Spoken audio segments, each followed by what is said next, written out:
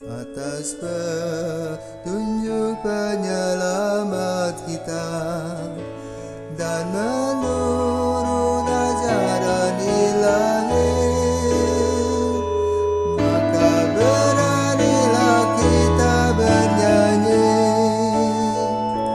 Bapa kami yang ada di surga, dimuliakanlah namamu. Saudara-saudara terkasih, selamat pagi. Salam jumpa lagi dalam Sabda Siap Saji 1 Oktober 2021, di mana kita memperingati Santa Teresia Lisieux atau Santa Teresia kanak-kanak Yesus. Marilah kita berdoa. Dalam nama Bapa dan Putra dan Roh Kudus. Amin. Bapa yang penuh kasih, Engkau telah membimbing dan mengajar Teresia kanak-kanak Yesus menjaga hidup dan panggilannya laksana biji mata. Ia telah membentangkan sayap sebagai Raja Wali yang kecil, namun mempunyai hati yang besar, karena begitu dekat dengan Yesus Putramu. Engkau telah membuka mata kami, karena Teresia sebagai orang kecil dan rendah hati telah menciptakan kebesaran dan kemuliaan-Mu melalui jalan kecil yang dia tempuh, di mana setiap kejadian-kejadian dia rangkaikan dalam sejarah keselamatan.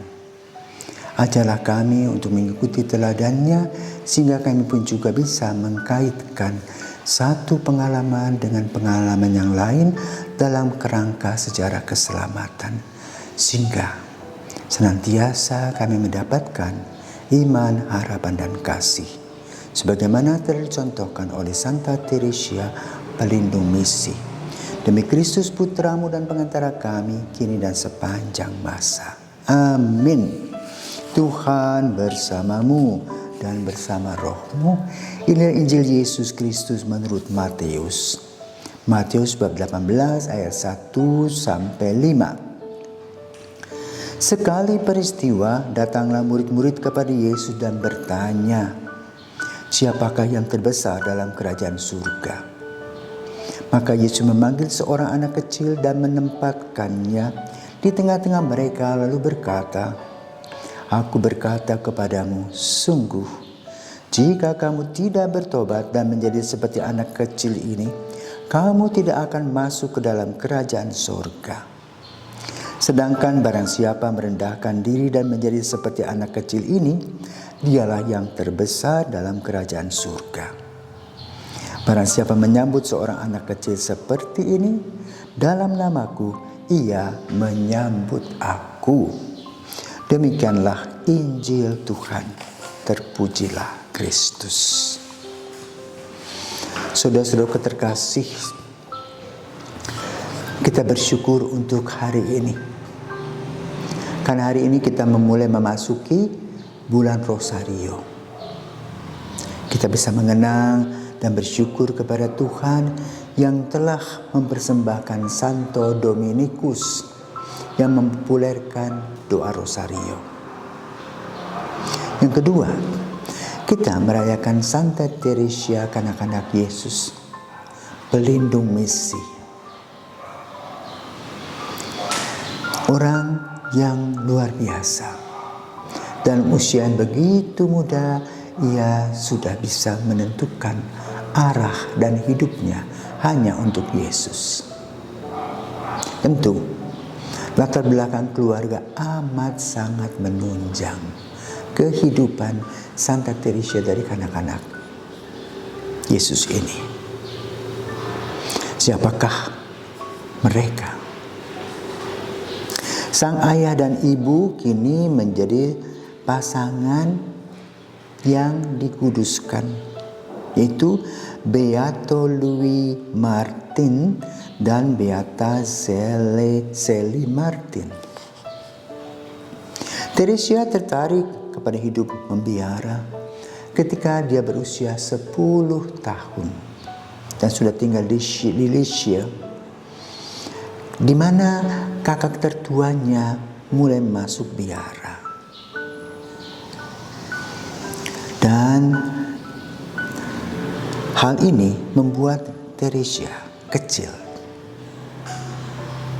mulai merangkai bagaimana hidup dalam panggilan. Karena keluarganya luar biasa menanamkan nilai-nilai satu persaudaraan,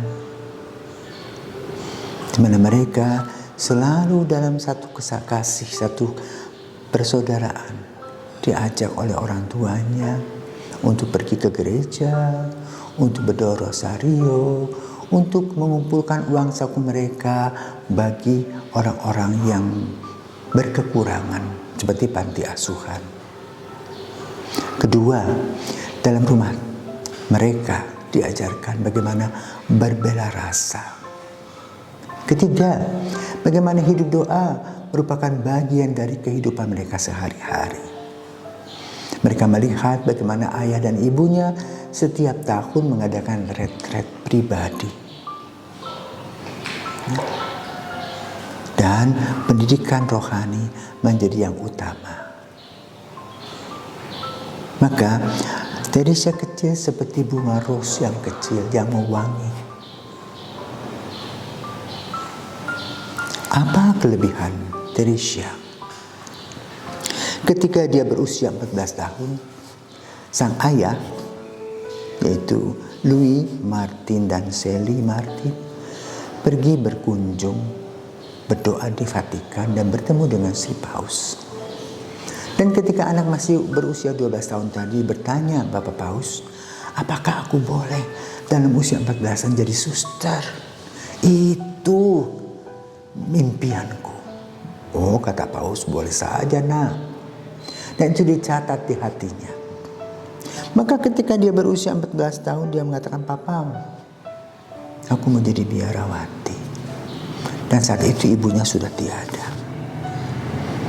Luar biasa.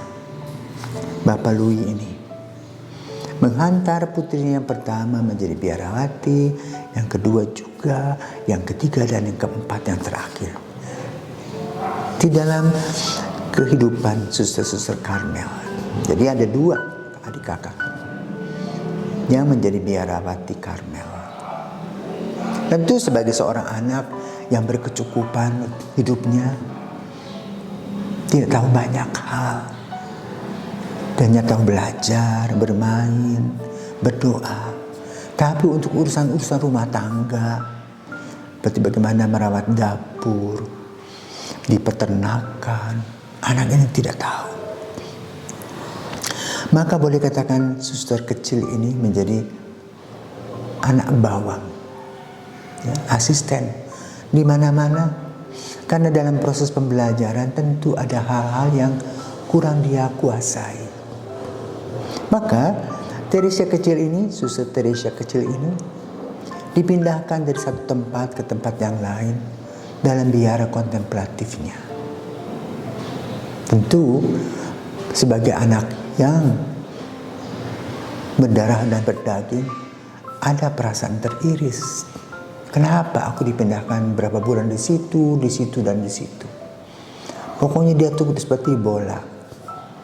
Tetapi dia hebat. Dia menulis dalam diary-nya tentang bola. Dia katakan, Tuhan Yesus, aku bersyukur kepadamu karena aku boleh menjadi bolamu. Ditendang ke utara, ke selatan, ke timur, ke barat. Tidak apa-apa. Yang penting engkau yang menendangnya. Dan hal ini baru diketahui setelah dia meninggal dunia dalam usia yang relatif muda juga. Dia rupa-rupanya hanya 6 tahun dalam biara. Banyak tulisan-tulisan kecil semacam bunga rampai. Maka dia seperti bunga mawar yang dirangkai. Dan dia melihat rangkaian bunga mawar itu adalah sejarah keselamatannya. Yang menyadarkan kita akan pembelajaran dalam hidup. Untuk selalu merunduk seperti padi yang bernas. Dan juga seperti bunga mawar yang mewangi. Yang kedua, sebagai saudara muda yang kecil ini, dia bermimpi untuk bisa mewartakan kabar Kristus di lautan yang luas. Di mana dia membayangkan betapa bahagianya orang-orang dipermandikan, betapa bahagianya anak-anak menerima komuni pertama, betapa sukacitanya mereka menjadi pengantin di dalam berkat Tuhan, betapa sukacitanya menjadi biarawati, memberitakan kabar gembira. Itu ditulis mimpi dan tidak menjadi sebuah kenyataan. Tetapi kenangan yang indah untuk gereja adalah bagaimana dia menuliskan semua cerita-cerita dan pengalaman menjadi satu rangkaian kesaksian hidupnya mengikuti Yesus, memasuki sejarah keselamatan dengan sukacita. Maka Teresia, anak-anak Yesus, diangkat sebagai pelindung misi.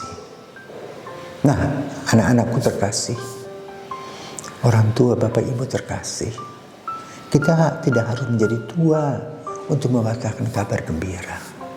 Tetapi sejak kecil kita bisa mewartakan kabar gembira. Sebagaimana Ibu Teresia dari Kalkuta mengatakan, kalau kita tidak bisa membantu banyak orang, bantulah satu saja dengan serius, dengan seluruh jiwa ragamu. Itu sudah merupakan karya misi. Sama seperti yang dibuat oleh Santa Teresia anak-anak Yesus, di mana ketika dia hidup dia mengalami penyakit tuberkulose, TBC, batuk, tetapi bayangkan di Eropa, kalau musim dingin orang-orang TBC ini luar biasa. Dingin, tulang-tulang menggigit, sakit. Tapi dia terus memuliakan Tuhan. Dia memasukkan keberadaan Yesus dalam setiap langkah-langkah hidupnya, termasuk penyakitnya. Apa yang dia katakan kepada Yesus? Oh, aku cinta padanya Tuhanku, aku cinta padamu. Kecintaan inilah yang menjadikan Teresia, kanak-kanak Yesus, menjadi orang yang laudabilis es, patut dipuji. Semoga semangat Santa Teresia selalu hidup dan menghidupi kita semua sebagai gereja, khususnya kaum muda. Selamat berjuang, kaum muda saat bergabung, dan mari kita bersukacita seperti Santa Teresia, kanak-kanak Yesus, kecil tetapi mempunyai peranan besar untuk gereja semesta. Semoga kita diberkati.